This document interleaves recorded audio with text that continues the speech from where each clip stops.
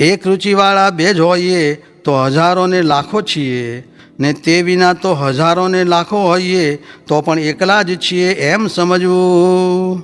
સ્વામિનારાયણ હરે સ્વામીએ વાત કરી છે, પ્રસાદીનું મહાત્મ્ય સમજતા હોઈએ તો મોટાના ચરણની રસ લઈને માથે ચડાવીએ, પણ રસયુક્ત જે પ્રસાદી તે તો તેનો ગુણ જણાવે ને વિકાર પણ થાય છે. સ્વામિનારાયણ સ્વામીએ વાત કરી છે, વરતાલમાં કથા થઈ તે ફેરે ઘણા દિવસ સુધી પ્રતિલોમ કરવાની વાતું કર્યું ને કરાવ્યું. એવી રીતનો અભ્યાસ કરવા સાંભળવાનો નિરંતર રાખે ત્યારે તે વાત સમજાય ને તે માર્ગે ચલાય, પણ તે વિના થાય નહીં. સ્વામિનારાયણ સ્વામીએ વાત કરી છે, મોટાનો રાજીપો હોય તેના અંતરમાં સુખ વર્ત્યા કરે ને દેહમાં તો સુખ દુઃખ આવે તેનો તો નિર્ધાર નહીં, બાકી તેને દિન દિન પ્રત્યે શ્રદ્ધા વૃદ્ધિ પામતી જાય ને દાડે દાડે વધતો જાય. એમ વર્તે ત્યારે એમ જાણવું જે મોટા રાજી છે, ને જેણે સ્વભાવ મૂક્યો હોય ને મૂકતો હોય ને મૂકવાનો આદર હોય તે સર્વે ઉપર મોટાની દ્રષ્ટિ રહ્યા કરે. ને એક તો 100 જન્મે એકાંતિક થવાનો હોય તે આ જન્મે થાય, ને આ જન્મે એકાંતિક થવાનો હોય તેને ઉતરતાનો સંગ થાય તો 100 જન્મ ધરવા પડે. તેમાં દ્રષ્ટાંત જેમ 10 મણ પાણા સાથે 1 મણ લાકડું બાંધે તે લાકડાને બુડાડે, ને 10 મણ લાકડા સાથે 1 મણ પાણો બાંધે તે પાણાને તારે, એમ સંગમાં ભેદ રહ્યો છે. સ્વામિનારાયણ સ્વામીએ વાત કરી છે, પરલોકમાં જવું છે એવો તો કોઈ મનસૂબો જ કરતા નથી, પણ અહીં તો નહીં જ રહેવાય, ને આ લોકમાં તો જાણે આવ્યા જ નથી એવું કરી નાખવું, ને છેલ્લો જન્મ કરી નાખો. તે છેલ્લો જન્મ તે શું છે, ક્યાંય એ વાસના રહેવા દેવી નહીં, ને આ લોકની સ્થિતિ બાંધવાનું તાન છે, પણ એ તો નહીં રહે. ને ગમે એટલા કામ કરશું તો પણ સર્વે એક દિવસ મૂકીને સ્વભાવ મૂકવા છે ને સાધુ થવું છે. તે સારું કથા વાર્તા સ્મૃતિ કરવી, ગુણ ઓળખવા એ કરવાનું છે.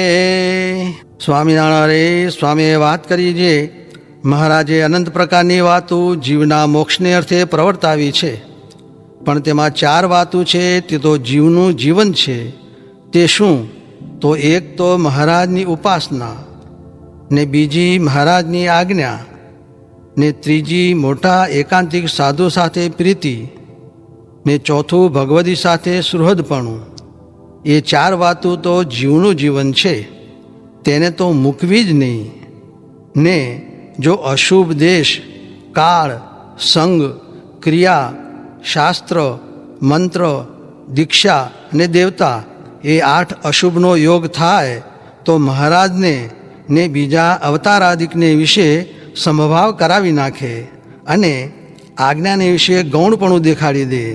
ને મોટા સાધુને ને સત્સંગમાં ગડબડ ગોટા વાળતો હોય એ બેને એકપણે કરી મૂકે, ને ભગવદીને વિશે દોષ દેખાડી દે. એ 8 દેશાદિક તો અસત પુરુષને વિશે રહ્યા છે. માટે જેને જીવનું જીવન રાખવું હોય તેને તો ઓળખીને જીવ જોડવો. ત્યારે એક હરિજને હાથ જોડીને કહ્યું છે, મારે તો બહુ બંધન થયું છે, તે હું તે કેમ કરું? ત્યારે સ્વામી બોલ્યા છે, હું તો ઘણોય સુખ્યો કરી મૂકું, પણ તેમ તમારાથી થાય નહીં. ને હું કહું એમ જો તમે કરો તો ત્યાંથી વિમુખ થાઓ, ત્યારે એ વાત થાય, પણ તે વિના તો થાય જ નહીં. ત્યારે વળી પૂછ્યું છે, તમે કહો તેમ કરે તે વિમુખ કેમ કહેવાય? ત્યારે સ્વામી બોલ્યા છે, આ 2 જણ હું કહું એમ કરે છે તો ત્યાંના તેને વિમુખ જાણે છે, પણ જો મહારાજ ને મોટા સાધુ રાજી છે તો સર્વે રાજી થઈ રહ્યા છે. એટલી વાત કરીને મંદિરમાં પધાર્યા. સ્વામિનારાયણ હરે સ્વામીએ વાત કરી છે, રાત્રે વાત કરી છે, ગોપાળ સ્વામી બહુ વાતો કરતા, તેથી મારે હેત હતું. સ્વામિનારાયણ હરે સ્વામીએ વાત કરી છે, હરિશંકરભાઈએ પૂછ્યું છે, જ્ઞાને કરીને નિર્લેપ રહેવાય છે કે વિષય ન ભોગવે તેણે કરીને નિર્લેપ રહેવાય છે? સ્વામી બોલ્યા છે, જ્ઞાને કરીને નિર્લેપ રહેવાય છે, પણ મન, ઇન્દ્રિયો ને દેહ એ 3 પ્રકારે પતિવ્રતાપણું જાય છે. તે 2 પ્રકારે તો આપણાથી પડે તેમ નથી, પણ દેહે કરીને પાળવું એટલે 3 પ્રકારે પાળી ચૂક્યા. સ્વામિનારાયણ હરે સ્વામીએ વાત કરી છે, આવા પ્રગટ સાધુ છે તેની મને વચન અને દેહે કરીને સેવા કરવી કે વિનય કરવો એ તો નહીં, પણ ચાર ભેળા થઈને કહે છે આ આવો છે ને આ આવો છે, એમાં શું પાક્યું? પણ વ્યર્થ કાલો ન નેતવ્યો ભક્તિમ ભગવતો વિના, એ ક્યાં પડે છે? સ્વામિનારાયણ હરે સ્વામીએ વાત કરી છે. મહારાજ કહે જળ ભરતને સુખજીના જેવો વૈરાગ્ય, ગોપીઓના જેવો પ્રેમ ને ઉદ્ધવને હનુમાનના જેવું દાસત્વપણું એવો થાય ત્યારે ખરો ભક્ત નિકર કાચપ કહેવાય. તે વિચારીને જોવું છે એમાં કેટલી કસર છે. વાત કરી છે આપણે તપાસ કરવો છે.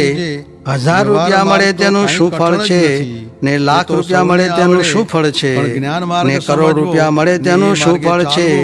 કેમ છે? રોટલાથી તો વધારે ખવાતું નથી, માટે તેનો તપાસ કરવો ને પાછા વળવા શીખવું. સ્વામિનારાયણ હરે સ્વામીએ વાત કરી છે.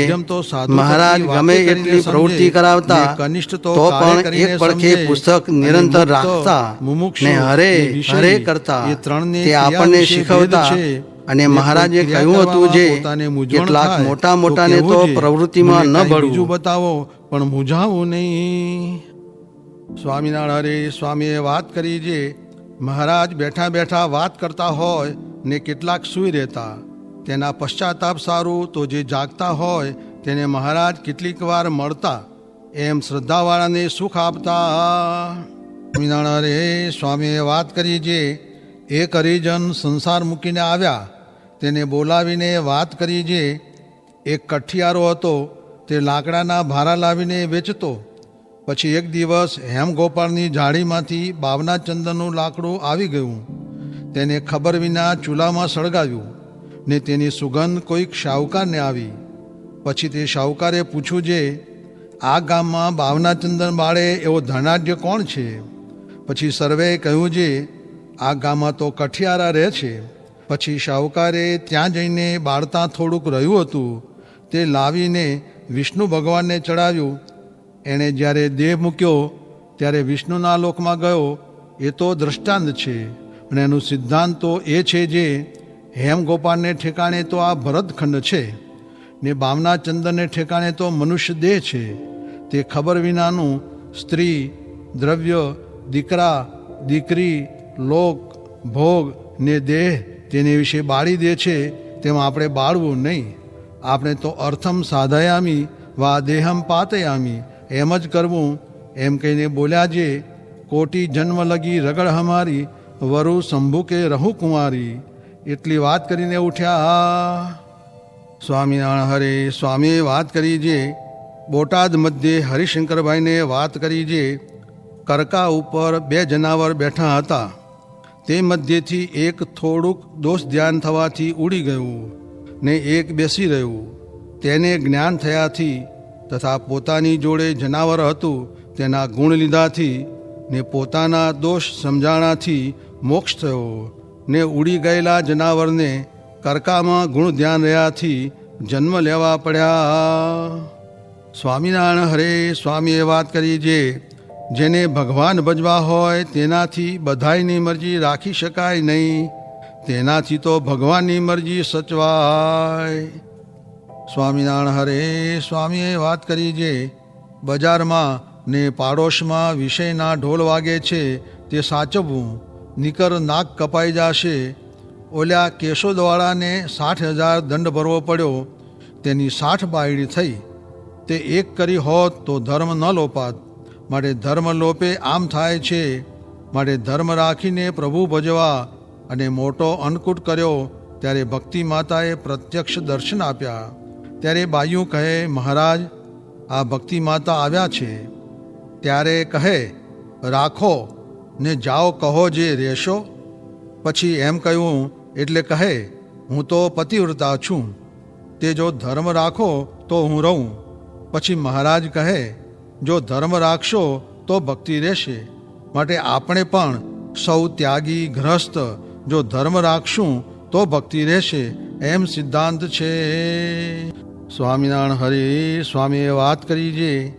માન, કામ, ક્રોધમાં જીવ ભરાઈ રહ્યો છે, તેણે શું ભગવાન ભજાય છે? ને ગ્રામ્ય વાર્તાનું કહ્યું છે. ગ્રામ્ય વાર્તા 3 જણ હતા તે કરતા તેને મહારાજ કહે છે આને આમ પાસે આવવા દેશોમાં. એ ગ્રામ્ય વાર્તા કરે છે માટે પ્રયોજન માત્ર વાત કરવી, પણ બીજી રાજાની ને શાહુકારની તે શા સારું કરવી જોઈએ? ભગવાન વિના વાત કરવી ને ભગવાનની સ્મૃતિ વિના ખાવું એ ધૂળ જેવું છે. માટે સાધુનો સમાગમ કરીને કામ, દેહાભિમાન ને ક્રોધ એ ટાળવા